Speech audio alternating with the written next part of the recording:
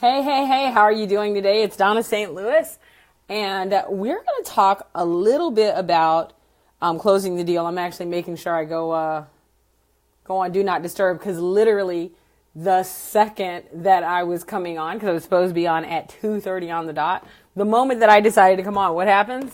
My phone rings. Always happens that way. Anyway, it's great to be here today. It's all about deal closing, right? It's why as either entrepreneurs or salespeople or, even when people are working in corporate environments, like they really, really struggle to close the deal. So let me go ahead and get my shout outs. What's up, Ahmed? What's up, Isala? What's up, Jarasi? How are you guys doing? I hope I'm saying your names right today. I have on my glasses so I can see. What's up, Michael? Hey, from Mexico. Hola. Hey, what's up, Mary? That's my girl, Mary Kelly. She's part of my business advisor. So it's great to see her on board. I have a board of advisors, and Mary is one of them. And let me tell you, shouldn't play. So today's talk was specially requested by my good friend, Michael Bentley. He is the Senior Director of Sales at TransFinder. And TransFinder does an amazing job they have the software that they use for bus routing for K through 12, and they're absolutely fantastic. And he told me of a specific challenge, and I wanted to come on today and really help out with that challenge. So, hi, Michael Bentley. It's so good to see you. I love you too, Mary. Hi to here. How are you guys doing? So this is going to get kind of detailed, right? Because I listen to a lot of salespeople, and I've coached a lot of salespeople. It's kind of cool to have people who've been in sales for 30 years, and then they call me their coach, which is amazing because clearly I'm only 31. At least that's the story we're going with, which is probably very confusing to my 30-year-old son, but let's just go with it anyway. So we're going to talk about really what the challenge is with closing that deal, what people are missing, what they're doing wrong. And I'm going to give you very, very, very specific information. So I'm going to drop some knowledge. I'm going to give you specific information. I'm even going to give you, while I do some extra shout outs and give you time to invite your friends, I am going to give you time to do that. Get your pen and paper. So invite your friends, get your pen and paper, because this is going to be one of those Dawnna St. Louis, drop some knowledge.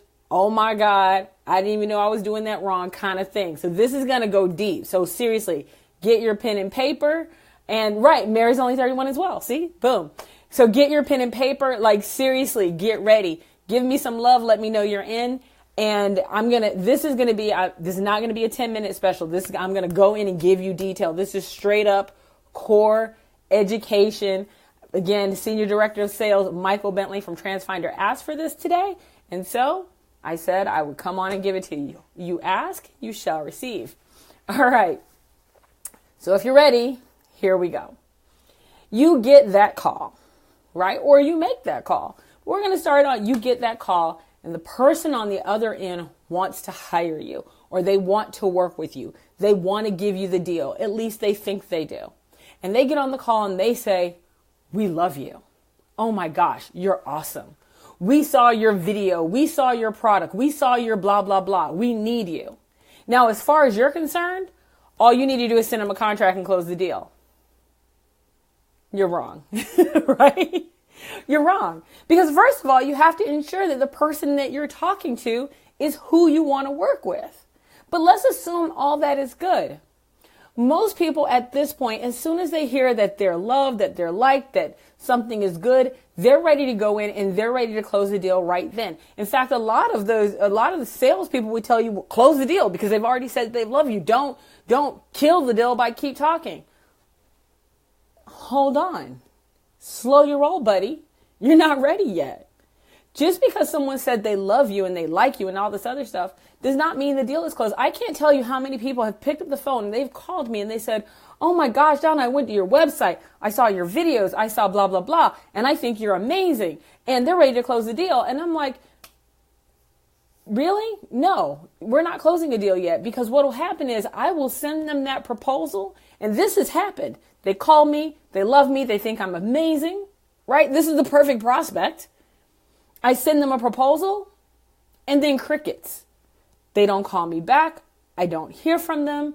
I really think they've been abducted by aliens. This happens. So I'm sure this has happened to some of you, or they have a real problem. I haven't done my job. By virtue of someone loving me means the only job that I've done is a good marketing job. Hey, Luli. Hey, Robert. That's all I've done. I've just done a good marketing job. So you know who they love? They love my marketing team, because my marketing team has done a kick-ass job. But I'm on the phone. I have not done my job yet. Right? Right. They turn into Seymour. That is a great statement. Michael just said, they turn into Seymour. Hey, what's up, Alexander? They want to see more information. They want to see a little bit more of your product. They want to take another look at your website. They turn into Seymour. By virtue of the fact that someone gets on the phone and they tell you they love you, that is not the time to start closing the deal. That is the time to do the number one thing that all of you should be doing. Ask the next best question. That's what you should be doing. You should be asking the next best question, right? Because this is normally what happens. We think they're great. We send them a contract. They disappear. You haven't done your job yet. You think you closed the deal because they love you. Great. They love you. I got a lot of people who love me, but I don't want to surprise you. They're not throwing money at me down the street, because they still need to know that you understand their frustration, how that frustration connects with them emotionally, how that frustration they will pay to solve it logically. And then they're ready to go. So let's talk about this. So the first thing that you want to do is when someone says, and we're going to go to the positive, I love you. And I always go, that's awesome. So like now it's you and my dog. And I think my dog loves me because I feed him. Why do you love me? Now you might be oh, Dawnna's just trying to get her ego stroked. No, I'm not trying to get my ego stroked. I need to know why they love me. Now, here's the funny thing. I've gotten this call now probably for the past 2 days. I had two people, both of them called me and said they love me. The first person called me and said, I love you because your content is so detailed. It's so on point. Like you get in there and you give me like, boom. I get exactly what I need to do going forward. So the second person didn't say that. You know what the second person said? The second person said, because I watched your video on LinkedIn and it was hilarious. Two completely different ways. Mary loves me because I'm insightful and smart as hell. Oh, see, she loves me because of content. That's kind of my point, right? Don't get me wrong. Me and Mary laugh a lot, but normally it's usually us sitting down. Mary has a drink. We're pointing at people and we're laughing at them. Very different situation, right? But my point is, you don't know yet. You don't know why the person loves you. So the person who calls me and says, I love you because you give great content and your content is on point, I now know that I need to steer my direction towards content. The person who loves me and says, I love you because you're hilarious, I now know that I need to steer more towards humor. Here's the funny thing. If I hadn't, let's say I hadn't done that, the person who said they love me because of content, like if Mary goes, Dawnna, I love you because you're insightful and smart, and I sit there and just keep telling jokes, she's going to be like, okay, the jokes are great, but I really got an issue I need you to solve. When are we going to get down to business? If the person who called me and said, Dawnna, I really love you because you're funny, and I keep talking to them about being funny, I keep talking to them about content, they're like, God, she's actually kind of boring, right? So you have to know why they love you. Until you get 5 pieces of content, 5 pieces of information from your client, you are not ready to close the deal. So exactly, Michael, this is a great question. So when the person who said that they thought I was funny, I did ask them. I asked them exactly the question that Michael put. I'm like, oh my gosh, I'm really glad that you enjoyed my content. I validate what they said first, right? This is called, by the way, a retreat. When you agree with the person, you do an agreement. It's also called a retreat in a conversation. So when they said, oh my gosh, I really loved your I really love your humor. First thing I said was, oh my gosh, I'm glad you really loved it. Second question, what did you see of mine that you thought was funny? Because you know what? I don't know if they saw something recently or if they saw something a while ago. I don't know if they saw something that was really clean and pristine or whether they saw something where I dropped an F-bomb. I don't know what they saw. So I need to gauge who I'm talking to. So this person said that they saw something that I had put on LinkedIn that Alexander Thomas and company and my gladiators helped me get 8,500 views on. So when I said, oh, okay, so you thought that was funny. What about it? Did you think it was funny? Did you think it was me? Did you think it was the audience? What did you think? Oh, I love your perspective.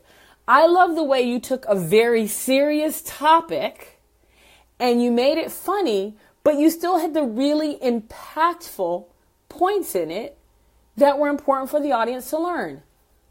This person likes this person likes a combination of content as well as humor.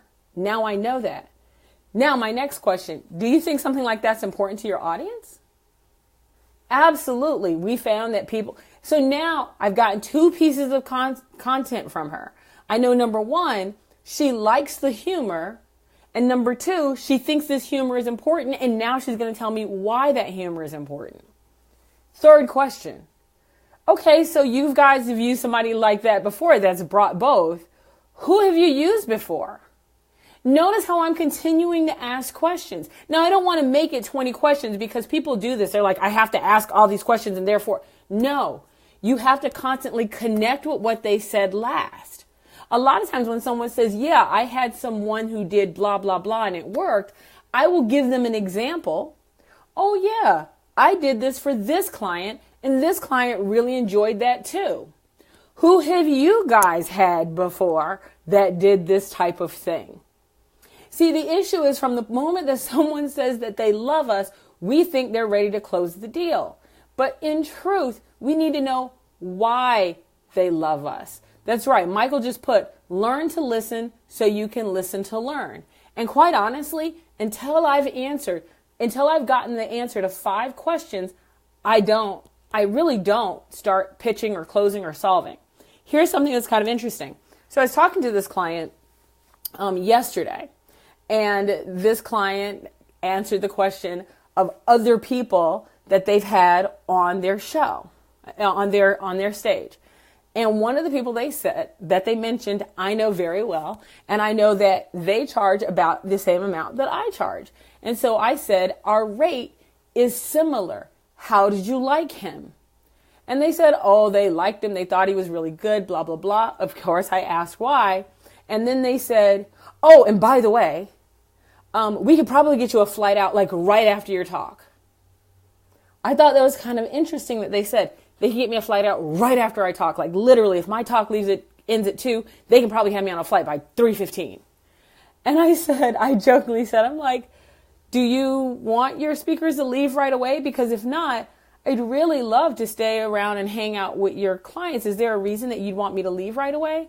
And they said, oh, no. It's just that the other speaker that you compared your rate to, that speaker literally had their roller bag behind the podium so they could leave. I'm like, I would never do that. It's not about me. It's for your client it's not about me. It's for your audience unless you don't want me to be there. But just imagine if I hadn't have asked the question, right? This happens in sales all the time. A client will call and say, we're taking a look at your competitor. Really? So you're taking a look at XYZ company. Tell me, what do you really like about them? Not what do you hate about them? What do you really like about them? Okay, don't ever, by the way, ever, when a client says that they like another company, don't ever tell the person that they're an idiot for liking the other company. Exactly. Become a master asker. Let me tell you what happened to me one time. So I had an Electrolux vacuum cleaner that I'd had for 1,000 years. This other guy from a competitor, I think it was Kirby, came in and he put dirt on my floor and then proceeded to vacuum. And he's telling me about the Kirby. And then he goes forward and says, what do you have now? And I say an Electrolux. And he explains to me why an Electrolux is a complete, total, and utter piece of crap. Mind you, I've been using this piece of crap for about 10 years at the time. And he tells me why it was a piece of crap, why it was such a waste of money, and all this other type of thing. And now he wants to ask me to buy, a $2,000 Kirby. And I looked at him and I said, well, clearly I'm not smart enough to make smart decisions, such as buying a vacuum cleaner. So why would I already made a mistake buying the Electrolux. Why would I make that mistake again? And I kicked him to the curb. Because what he did was, by telling me that my previous decision was so stupid, how could I possibly be smart enough to make a different decision? Don't ever do that. Don't ever, ever tell your client how the competitor sucks ass. Because let me tell you, they have no reason to buy from you. You just call them an idiot. Here's another thing that you really need to pay attention to. I was buying a Mercedes. Now, I had historically been a 2-seater convertible person. I lived in South Florida, and the only thing I drove was something that was 2 seats and a drop top. That was it. And I had this little Toyota MR2. It was the most fun car in the world. I loved it. But now I was going to get a Mercedes because I was carrying people with me. And specifically, I wanted one that had 4 seats and a convertible. I pulled in, of course, I'm going from a Toyota to a Mercedes. I mean, it's literally a different class of car. I am just waiting for the guy who works in the Mercedes dealership to explain to me, well, how did you even get in here with that car? Kind of that kind of thing where I'm not good enough to be there.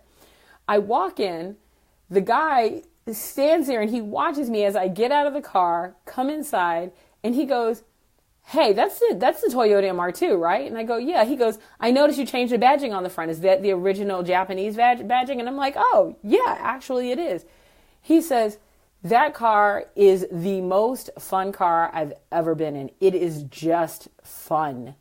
He said, do you have the stick shift? I said, I do. He goes, do you know how to slingshot? No, I don't. He goes, how about this? If you let me get in and drive it, I'll show you how to slingshot. Really? So we get in the car. He shows me how to slingshot, which is a way of shifting gears, just so you guys will know. And he made me feel like I had made a fantastic decision buying that car. And while we were in there, the first thing he said was, he goes, this car is so much fun. He goes, and it looks fantastic. Why are you getting rid of it? And he goes, or are you just going to get another car, like an additional car? And we talked about it. I told him I wanted something with additional seats. But the point is that he took the time to tell me how awesome my current car was. He really wanted to know authentically why I was getting rid of it. He thought it was a whole lot of fun. He never talked down the car. He made me feel like the car that I bought before was a very smart and fun decision. And why would I ever change from something so amazing? He made me feel good about my previous decision, which would make me feel good about making another decision. But notice what he did. He tapped into an emotional trigger as well as asking me the next best question. So I'm going to tell you 2 things that I already covered for you really quickly. So most of the time when salespeople respond to anything, when they say, you know what, we're looking at your competitor because we don't think you blah, blah, blah, blah, blah. The first thing they do is they go to solve and defend. Well, our competitor doesn't have a better security, and our competitor, you're going to use this, and our competitor, and they just start bashing the competitor. Bad. This is what you should do. There are 4 ways to respond to every question. You can shift. In other words, we're not going to talk about security because our security sucks, so we're going to talk about something else. Not really the best idea. It's a little underhanded. People don't tend to like it. We see it happen in politics all the time. Not always the best way to go. The second thing that people do is they retreat.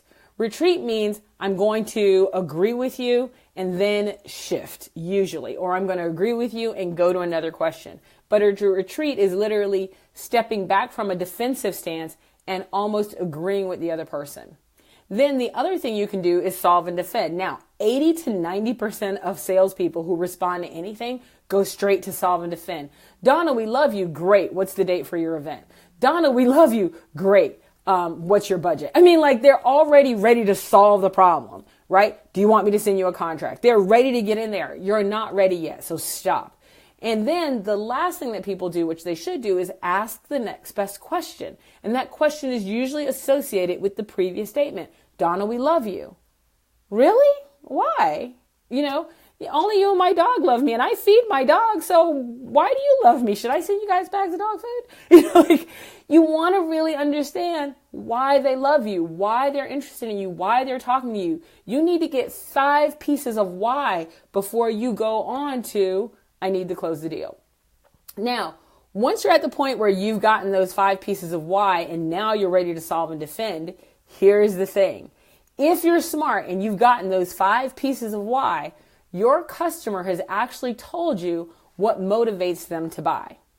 They've told you through communicating with you. They've told you either they're looking for importance, that they want to look important, or that they're looking for acceptance from their clients or from their colleagues. They've told you that they're competitive. They've told you something about them. Maybe they just want simplicity, but they've told you one of the 7 triggers that they need. This is their emotional justification. And if you're really curious, the number one question that you should always ask your client has to do with frustrations. Tell me what is number one, no questions asked right now, frustrating you about. Frustrating you about buying a speaker, frustrating you about finding the right person for your service, finding the right service, frustrating you about finding the right vendor, frustrating you about currently using our product. What is frustrating you? That's the first question you ask. The next question is, tell me the coolest thing. What is the coolest thing? And you use your own words, right? Frustrating you should always use. But then what is the coolest thing? What's the best thing? What's the hottest thing? What's happening right now? Whatever that is. You want to start with the frustration and understand their emotional reasons for not going forward or why they're frustrated so you'll know how to solve that. And then the next thing is, so what's the coolest thing? And if everything was great, what would your ultimate solution look like? By asking these questions, you now know how to actually put together the statements that you're going to use to solve their problem. And all you're going to do is take their words and reuse them when you're talking back to them. Until you have 5 pieces of information, you shouldn't be saying very much. You should be retreating, which is agreeing with them and asking the next best question. That's really all you should be doing. Right? And when I say retreat, I mean connect with what they're talking about. Repeat the last thing they said. And I don't mean that, so what you're saying is, I don't mean that. When someone says, hey, Dawnna, we had somebody that came out here and they use content as well as humor to really drive home points. And we like that. Oh, yeah, I had another client that really seemed to like that. And this was their results. How did it work out for you guys? That's what I mean. Retreat, which is retreat, go into your memories, find some information, bring it back up, leverage it, go to the next best question. You need to consistently be doing that. Once you have 5 pieces of valuable, really valuable information, now you're ready to actually frame your solution. And because you have that information, you can frame that solution in such a way that you're using your customers' words back to them. You know what, Bob? One of the things that you mentioned was your customers, your attendees, your audience members really seem to connect with this type of information. Well, guess what? I've had customers that have done that too. And for your event, I can do this. Would that work for you? Like, I am literally using their same words when I speak to them. This makes them feel like, number one, I was listening. And it also makes them feel like, by the way, that there is a connection because I'm using their same words back to them. This is what we really need to think about when we're talking about asking the next best question. Until you have those 5 pieces of information that really connect you with the client, you should not be solving anything because quite honestly, you don't have a solution for their frustrations. And that's the truth of it. Anyway, my name is Dawnna St. Louis. I hope this has been very helpful for you. Now, if you guys really want to know about the triggers, I can talk a little bit about the triggers tomorrow because I don't want to go entirely too long because I've been on a rant already. And I did this one special, sponsored for TransFinder. Michael Bentley, who's the Senior Director of Sales, asked me to get in here and do this today. So here you go. So make sure that you're taking the time to ask the next best question, that you get those 5 pieces of information that connect you directly to the client, and that you're really not just shifting or retreating or just going into solving and defending, but that you're using all of those appropriately. And make sure that you're speaking to their triggers. So hopefully this was helpful to you. My name is Dawnna St. Louis, and tune in next time. And by the way, I have a big show coming up that I'm looking for contestants for, and it's called Into the Fire. And one of the things that we're going to do is, it's kind of like Shark Tank, but it's for entrepreneurs that don't have a brick and mortar type thing. They have intellectual property and information that they want to share. And we're actually giving away 5 hours worth of coaching to would-be entrepreneurs and current entrepreneurs that want to pitch their particular entrepreneurial idea, and they really want to get help on that idea. Anyway, you're going to get more information coming up because that's coming up really, really soon. We're getting ready to take applications for people who want to be on the show, and we have a couple of people that we think might even be from networks that are interested, so we're putting our pilot out on social media. Anyway, my name is Dawnna St. Louis, and I'll see you next time.